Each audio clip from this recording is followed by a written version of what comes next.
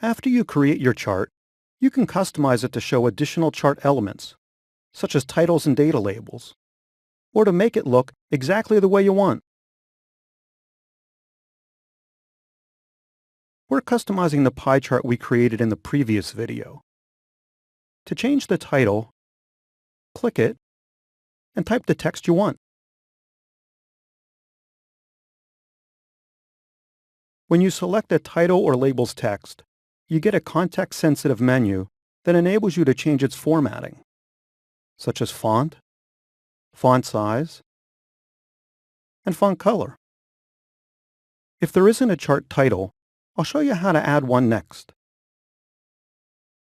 To add elements to your chart, such as a title and data labels, select the chart elements, chart styles, and chart filter buttons appear next to the chart. Click the Chart Elements button and check or uncheck the elements you want to add or remove, such as chart title. Different chart types have different elements, styles, and filters. To add data labels, you check Data Labels. They look pretty good, but I want the labels to include sales as a dollar value and as a % of the total.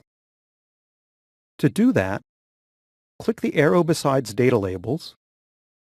I can point to each option and see a preview. None of them give me what I want, so I click More Options. The Format Data Labels task pane appears.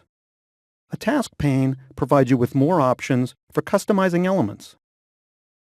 I click Percentage, and the data labels now contain what I want.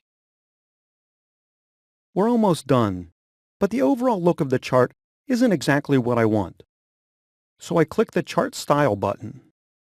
When you point to an option, you see a preview of what it'll look like. I think this one looks good, so I click it. And we have our finished pie chart. Now we're customizing the bar chart we created in the previous video. Select the chart, click the Chart Elements button. The bar chart has more elements than the pie chart. I check Data Table, and it's added to the chart. To change the data series for the chart, right-click the chart, click Select Data in the right-click menu, select the chart data range, and click OK. Now that I've seen the data charted, I think a column chart would work better. But I don't have to delete this chart and create a new one from scratch. Instead, I right-click the chart, click Change Chart Type, click Column. It looks good, so I click OK. And now we have a chart that does a great job of presenting the data. Lastly, we're customizing the line chart we created in the previous video. I fill in the title,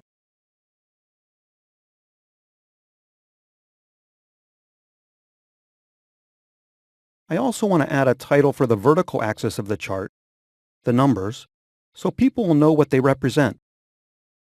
I click the Chart Elements button, point to Axis Titles,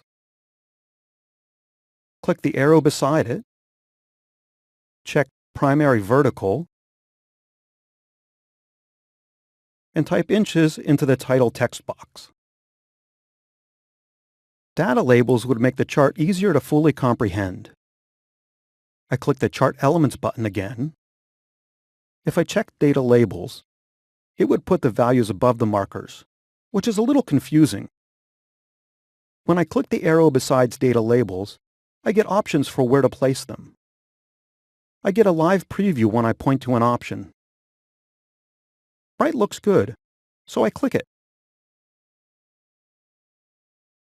To filter the data in a chart, click the Chart Filter button, uncheck items you don't want to display, and click Apply. You check items and click Apply to display them.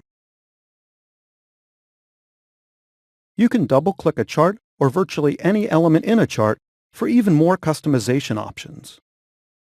I'm adding a finishing touch to the chart. I double-click the chart, expand Fill in the task pane, and select Gradient Fill. Lastly, I make the chart a little bigger, and we finished our chart. Up next, create a combo chart.